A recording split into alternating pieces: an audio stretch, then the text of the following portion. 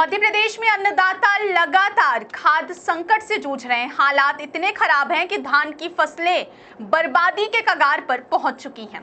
किसान रात भर बारिश और धूप में लाइनों में खड़े रहने को मजबूर हैं। कई किसान बीमार पड़ गए हैं तो कई जगह महिलाओं और बुजुर्गों की हालत बिगड़ गई है।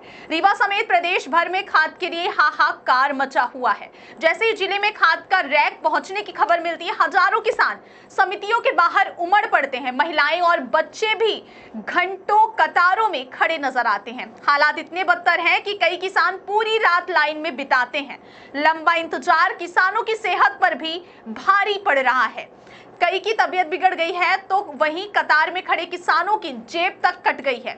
इस पूरे मसले पर विपक्ष ने सरकार पर करारा हमला बोला है। कांग्रेस जिला अध्यक्ष इंजीनियर राजेंद्र शर्मा ने कहा कि यह सरकार किसानों को दो महीने से खाद के लिए भटकने पर मजबूर कर रही है। धान की फसलें बर्बाद हो रही हैं। यह अली बाबा और 40 चोरों की सरकार है। बीजेपी का रवैया किसानों के प्रति पूरी तरह संवेदनहीन है। धान की फसल बर्बाद होने के बाद अब किसानों के सामने गेहूं की बुवाई का संकट भी खड़ा हो गया है। किसान सवाल पूछ रहे हैं कि आखिर कब उन्हें इस संकट से राहत मिलेगी। अब देखना होगा कि मोहन सरकार समय रहते इस संकट से निपटने के लिए क्या ठोस कदम उठाती है, क्योंकि अन्नदाता के लिए यह मुद्दा अब जीने मरने का सवाल बन चुका है। इस पर आपकी क्या राय, हमें कमेंट सेक्शन में जरूर दें। इस वक्त हम करहिया मंडी रीवा में उपस्थित हैं और यहाँ पर 2 महीने से यही हालात हैं। कहीं भी किसान को खाद नहीं मिल रही। आज ये हालात है कि जब कल खाद का रैक आया तो शाम 7 बजे से 8 बजे से यहाँ हजारों की संख्या में महिलाएं और पुरुष यहाँ पर लंबी लाइनों पर लगे हुए हैं। सरकार के पास काउंटर की व्यवस्था नहीं है। हमने अपर कलेक्टर से बात किया, तहसीलदार से बात किया, लेकिन उनका ये कहना है कि यहाँ पर कंप्यूटर व्यवस्था नहीं है और सिस्टम नहीं है। ये सरकार की नाकामी का परिणाम है कि आज यहाँ पर किसान जो है 12-12 घंटे 15-15 घंटे से लाइनों पर लगा हुआ है। हमारा तो कहना ये है कि 2 महीने हो गया और गणेश विसर्जन का समय आ गया है।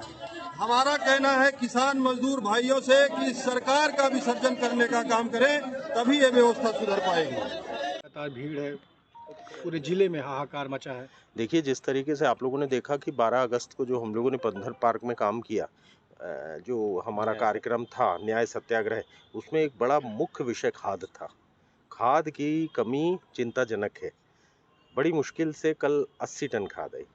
80 टन खाद 3 लाख किसानों के बीच में क्या मायने रखती है? 80 टन को अगर आप बोरी में बदलेंगे तो 700-800 बोरी होगी।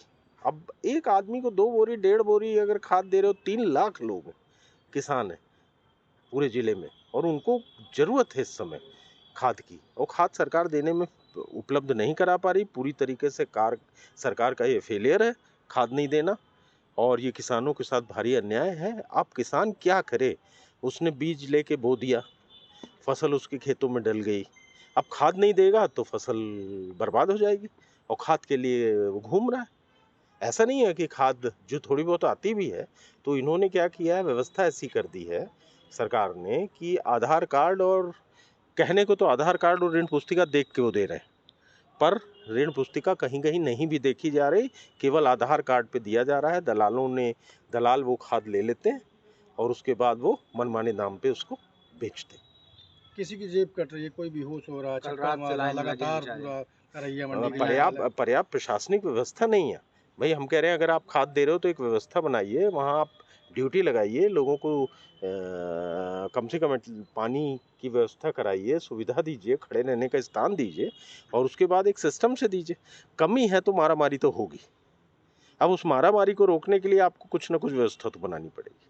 ये पूरी तरीके से जिला प्रशासन का फेलियर है कि प्राइवेट सेक्टर को ज़्यादा खाद दी जा रही है, वो मनमाने ढंग से उसको स्टॉक कर रहे हैं और अपने मनमानी रेट पर बेच रहे हैं। यही तो हो रहा है। खाद के साथ सबसे बड़ा संकट यही है कि सरकार का जो खाद वितरण का सिस्टम है, वो खाद सब्सिडी देती है। फर्टिलाइजर्स जो प्रोड्यूसर्स हैं उनको सब्सिडी देती है, और वो जो खाद लाते हैं उसकी वो बाज़ार में जानबूझ के कमी पैदा करते हैं। कमी पैदा करने से कालाबाजारी बढ़ती है। ये सदैव का नियम है। तो कल वो जो ये हो रहा है, आप ये बताइए कि कोई भी उद्योगपति वो अगर देख रहा है कि डिमांड ज़्यादा है तो ज़्यादा प्रोड्यूस करने में उसको क्या दिक्कत है? अगर एक दुकान में ज़्यादा ग्राहक आ जाते हैं तो ज़्यादा सामान रख के क्यों नहीं बेचेगा भाई? उसको तो उसमें प्रॉफिट मिलना है।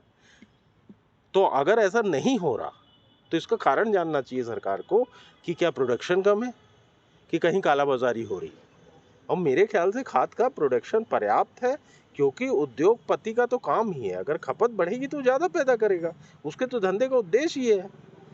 आज कोई भी आदमी काम कर रहा है, कोई कार बना रहा है, तो अगर कार की ग्राहकी बढ़ेगी तो ज़्यादा बनाने लगेगा कार। उसमें उसका क्या नुकसान है नहीं बनाने में? तो इस पर कार्रवाई क्यों नहीं की जा रही है अभी? देखिए, ये जो प्रशासन है, मोहन यादव जी की सरकार है, ये एक तरीके से अली बाबा 40 चोर की सरकार है। इसको इससे कोई लेना देना नहीं। किसान परेशान है, युवा परेशान है। ये केवल अपने धंधे में, व्यापार में लगे हुए हैं, पैसा कमाने में लगे हुए हैं। इनका और दूसरा कोई काम नहीं है। ये सरकारी योजनाओं के पैसे को बांट के चुनाव जीतना चाहते हैं। ये जो जेब में पैसा एकत्रित कर रहे हैं उसके बहाने चुनाव जीतना चाहते हैं। इनके चुनाव जीतने का तरीका जो है फर्जी वोटर लिस्ट और पैसे का दुरुपयोग। ये इस तरीके से चुनाव जीतते हैं और चुनाव जीतने के बाद ये कमाई में संलग्न हो जाते हैं।